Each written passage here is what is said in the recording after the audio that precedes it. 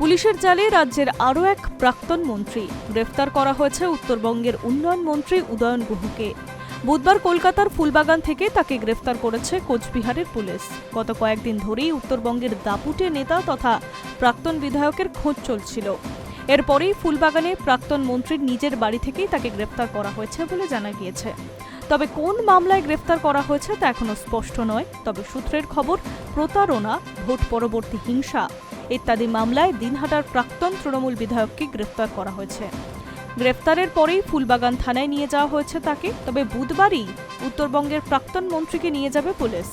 পূর্বতন মমতা বন্দ্যোপাধ্যায়ের সরকারে উত্তরবঙ্গের উন্নয়ন দপ্তরের মন্ত্রী ছিলেন উদয়ন গুহ।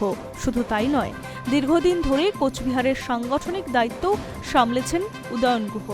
তৃণমূলের শাসনকালে তার দাপট ছিল চোখে পড়ার মতো। একের পর এক বিতর্কিত মন্তব্য থেকে প্রকাশ্যে হুঁশিয়ারি দিতে শোনা গিয়েছিল উদয়ন গুহকে। কিন্তু রাজ্যে পালা বদলের পরই বদলে যায় পরিস্থিতি। বিপুল ভোটে বিজেপি প্রার্থীর কাছে হেরে যান উদয়ন গুহ। এরপরেই কোচবিহার ছাড়েন তিনি। কলকাতার ফুলবাগান এলাকাতেই থাকছিলেন। সেভাবে আর প্রকাশ্যে দেখা যায়নি প্রাক্তন মন্ত্রীকে। এরপরই তার বিরুদ্ধে প্রতারণা, ভয় দেখানো সহ একাধিক ধারায় মামলা রুজু হয়েছে পুলিশের কাছে। এমনকি ভোট পরবর্তী হিংসার ঘটনাতেও তার নাম জড়িয়েছে। সূত্রের খবর, এরপর থেকেই মন্ত্রীর খোঁজ চলছিল।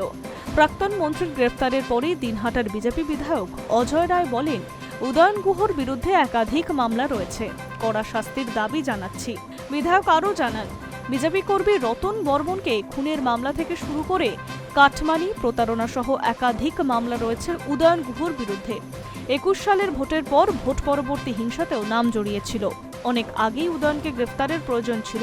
সমস্ত ঘটনার সঠিক বিচার করা প্রয়োজন বলে মন্তব্য বিজেপি বিধায়কের।